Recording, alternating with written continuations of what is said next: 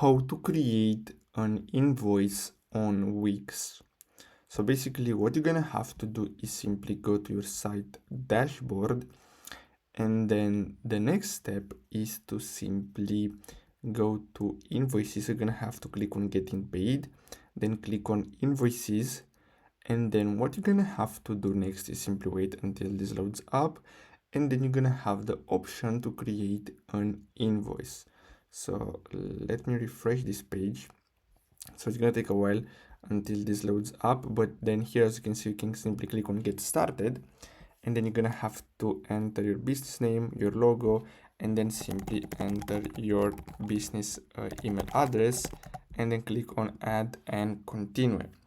Then what you're gonna have to do next is simply enter your customer name here. So you can simply create a new customer, and then simply add the item, description, price, and everything, and then simply click on send invoice, and that's it. So that's all for today's video. Thanks for watching.